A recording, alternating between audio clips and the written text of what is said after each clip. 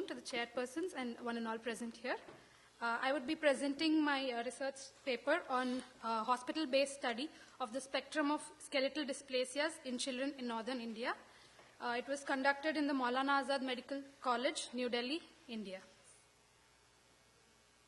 So a background on the skeletal dysplasias. They are a complex group of bone and cartilage disorders affecting the fetal skeleton. They mainly present with disproportionate short stature and skeletal deformities. Although disproportionate short stature has been synonymous with dwarfism, it has been condemned to use the term dwarfism, and disproportionate short stature is recommended to be used. It consists of genetic disorders of about more than 350 disorders, which are diagnosed based on the clinical, radiographic, and molecular criteria. So, skeletal dysplasias form a part of the constitutional disorders of bone, which also includes the dysostosis. The basic difference between the two is in the failure of gene expression in case of dysplasias, and hence they may evolve throughout the life. And in case of dysostosis, it is the defect in the blastogenesis phase, so they remain static. And the site involved in dysplasias could be multiple bones, cartilages of the skeleton, the axial and the appendicular skeleton, the membranous or the enchondral bone. In case of dysostosis, it involves the individual bones or in combination. We will be focusing more on the dysplasias. A simple approach to skeletal dysplasias, which is radiological, can be remembered as ABCD. So the first stage is in identifying the anatomical location, whether it is the axial skeleton or the appendicular skeleton, and based on the part affected, they are named accordingly as cranial, facial, mandibulocleido, and so on. And among the appendicular skeleton, it is named based on the location. It can be epiphyseal, metaphyseal, and diaphyseal, and according to the part of the segment of the bone shortened. For example, the proximal, known as the rhizomelic, the middle as mesomelic, and the distal as acromelic. So how to identify which part is affected is simply by using the thumb on the shoulder, and if it is touching the shoulder, it is a normal, and in case of a proximal shortening, the finger will overshoot the shoulder. And in case of a middle shortening, that is the mesomelic, it will not reach the shoulder. And the acromelic is the distal, affecting the hands and the feet. Mostly we will be focusing on the spine and the appendicular skeleton. So this is the appendicular skeleton showing the epiphysis, the metaphysis, and the diaphysis. And the rhizomelic shortening, which is the proximal bone, and the mesomelic shortening, that is the distal bone, the middle segment, sorry. Once we identify the location, it is easy to identify the bones and look for abnormalities in the 5 S's, that is the structure, shape, size, sum, or the soft tissues. For example, the abnormalities in bone density, the presence of tumorous lesions, the affecting the part of the bone or the whole bone in shape, the size of the bones, the sum, that is there may be too many bones, too few, or fused bones, and also focusing on the soft tissues in terms of wasting, excessive soft tissues, contractures, or calcification. So here is an example showing the bullet-shaped metacarpals, emphasizing the importance of shape, the osteopenia in case of osteogenesis imperfecta showing affecting the density of the bone, and here are the punctate calcifications. Next, we come to the complications. Although complications may not help us identify or diagnose a particular dysplasia, it can give us a clue to which dysplasia it is. For example, fractures in case of osteogenesis imperfecta, atlantoaxial subluxations in case of mucopolysaccharidosis, scoliosis, limb length discrepancies, and malignancies. So here we can see the fracture, the kyphosis. Next is the death or lethality. So if a dysplasia is lethal, it can help us exclude or confirm a given diagnosis. Also, different subtypes may have different presentation and different modes of inheritance, and this may help us identify the subtype. So once we have done the approach according to the ABCD, we can classify them as involving the appendicular skeleton or the spine. So this is the structure of a normal bone with the epiphysis, the metaphysis, and the diaphysis. This is the normal spine with the body of the vertebra and the spinous process. So in case of an epiphyseal dysplasia, the epiphysis will be irregular and small, as you can see in the figure B. And in case of metaphyseal dysplasia, an irregular metaphysis in the figure C. And in the spine, we can see the flattening and the small body of the vertebra. And there can be combinations like spondyloepiphyseal in case B and E both are seen, or spondylometaphyseal in case of C and E, or spondyloepimetaphyseal. So coming to the genetic mechanisms and molecular mechanisms. So basically there are a number of mutations in involving various families of genes, and abnormalities in patterning development could be seen. As we know, the most common is the achondroplasia, which is caused by the mutations in the FGFR gene. So the inheritance pattern is heterogeneous and most commonly is autosomal dominant or autosomal recessive, although X-linked have been seen and rarely few other modes of inheritance like chromosomal duplication, deletion, etc. And within a same skeletal dysplasia, intrafamilial and interfamilial variability has also been seen. This is a basic outline of the molecular pathogenetic classification, which will help us classify the 350 or more disorders into 7 groups, which was proposed by Superti-Fuga et al., which includes the group 1, which involves the extracellular structural proteins, group 2, the metabolic pathways, group 3 in the degradation of macromolecules, group 4 in the signal transduction mechanisms, group 5 in the transcription factors, group 6 involving the tumor suppressor genes, group 7 with the DNA, RNA processing and metabolism. A note about the prenatal diagnosis, which is proven to be quite challenging. A meticulous sonographic examination could pick up a few severe dysplasias like thanatophoric dysplasia and osteogenesis imperfecta.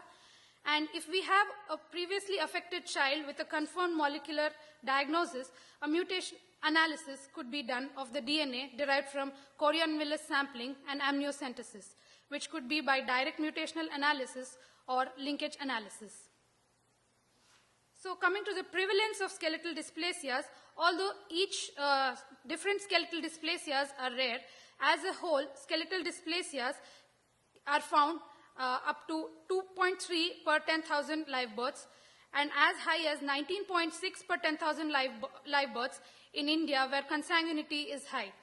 So 2 different studies by the same person, Orioli, one in 1986 and one in 2012, showed 2.3 and 3.2 prevalence rate. So the aim of our study was to establish the clinico-radiological spectrum and also to attain molecular diagnosis where possible.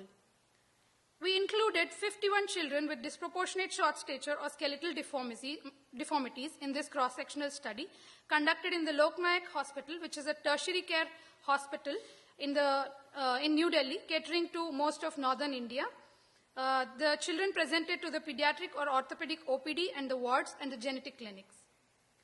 We took a detailed history with emphasis on age of noticing the problem, family history with a 3-generation pedigree chart, and a history of consanguinity was noted. Maternal antenatal records were reviewed, and developmental history was also taken. And a detailed head-to-toe examination, including dysmorphology assessment, was made, followed by the anthropometry, which included the height using a stadiometer, the length by an infantometer or a non-stretchable flexible tape in those who could not stand. Arm span was measured as the distance between the tips of fingers when the arms were outstretched, and the upper segment and the lower segment ratio, which helped us classify the short trunk and the short limb types. Once the clinical examination was done, we went for the radiological survey, which included the standard skeletal survey in case of older children, including the skull, the chest, the spine, the pelvis, and the long bones, and the infantogram for the infants. So as we saw, the classification, we classified them as involving the epiphysis, metaphysis or the diaphysis, the spine or the multiple areas. So these are the radiographs showing the epiphyseal involvement.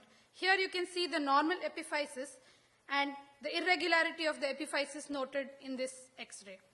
And the metaphyseal involvement in this metaphyseal dysplasia, and the spine involvement, as you can see here, in the clefting of the vertebral bodies.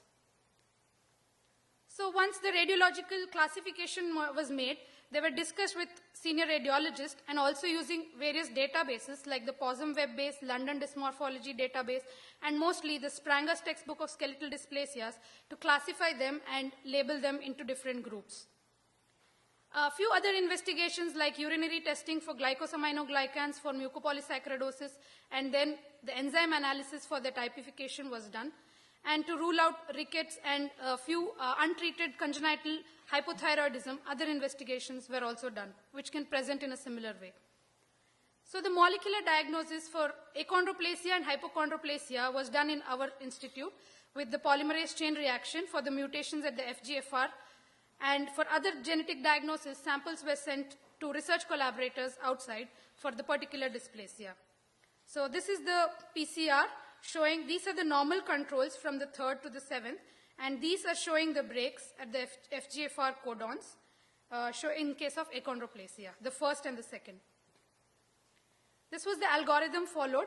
Once the children were recruited with skeletal deformities and disproportionate short stature, they underwent a clinical examination followed by radiologic assessment and molecular diagnosis. So out of the 51 children, we were able to identify and delineate 45 based on the radiological classification, and further 20 could be confirmed by molecular diagnosis. This is the sex distribution with a higher proportion of males, that is the 68%, and the age distribution, which is mostly in the 6 to 10-year age group, which accounted for 27%. Among the dysplasias, almost equal number belong to the short-limbed and the short trunk type, and in case of the short-limbed dysplasia, majority belong to the rhizomelic type. Other clinical details like parental consanguinity was found in 23.5%, and abnormal antenatal ultrasounds were found in 3 cases. And this being genetically acquired, we were able to find 2 pairs of siblings with mucopolysaccharidosis and Desbecque's dysplasia, which were also included in the study. So this is the clinico-radiological classification according to the Spranger's textbook of skeletal dysplasias, in which they have classified based on the clinical, that is the lethality and various other radiological markers like metaphyseal, epiphyseal, etc., into 13 different groups. And in our study, we found a maximum of the achondroplasia, that is 8 out of the 51, and also the mucopolysaccharidosis type 4A, which were 7. If we include all the mucopolysaccharidosis, that becomes the highest number. So a few skeletal dysplasias in detail. This is the achondroplasia showing the rhizomelic short stature, a disproportionately large head, a depressed nasal bridge, a trident hand, and the radiological features including the irregular metaphysis, the squaring of the ilia, and the horizontal acetabular margins, as you can see here, and the progressive decrease in the interpedicular distance. This is the interpedicular distance, and as it goes down, it is progressively decreasing. The mucopolysaccharidosis showing the coarse facies and the J-shaped sella turcica. Also the bullet-shaped metacarpals and the inferior beaking of the vertebra seen in MPS. A pseudoachondroplasia, which shows irregularity in the vertebral plates and irregular epiphysis. A rhizomelic chondrodysplasia punctata, which shows a severe short stature with rhizomelic shortening, anteverted nares and midfacial hypoplasia, punctate calcifications, and coronal clefting of the vertebra. So coming to the molecular diagnosis, 20 of them we were able to identify with molecular diagnosis, and we also found 2 novel genes in the mucopolysaccharidosis group, and also the Desbecque's dysplasia showed the KIM variant. So to conclude, clinical examination and radiological assessment are largely sufficient to diagnose a majority of cases. And the importance importance of making the diagnosis lies in explaining the prognosis in terms of complication, final adult height, intelligence, and also for genetic counseling. And emphasis was also on the early diagnosis to prevent complications and on the prenatal diagnosis, as most of these have no definitive treatment. So in our study, males were significantly higher. This was probably due to gender discrimination in our parts in seeking medical attention, and males are more brought to the hospital. And the age group was slightly higher than the reported because there are home deliveries in our parts of the country, and also as the child grows and goes to school, the short stature has been noted by the parents in comparison with the peers. The limitations of our study is that it was a hospital-based study, and so we do not have the community-based data, and we did not include the stillbirths, and also because it was a cross-sectional study, prevalence could not be established. So larger studies in the community, including stillbirths, are necessary to establish the true prevalence and spectrum of skeletal dysplasias, and studies including cases diagnosed antenatally are essential to highlight the importance of prenatal diagnosis. I would like to acknowledge the departments of Pediatrics, Radiology, and Orthopedics from Maulana Azad Medical College, New Delhi, and especially my guide, Dr. Seema Kapoor. I also thank the Department of Pediatrics, Indira Gandhi Institute of Child Health. I would like to thank the organizers. I would like to thank my parents, all my patients who helped me understand and learn more. And thank you.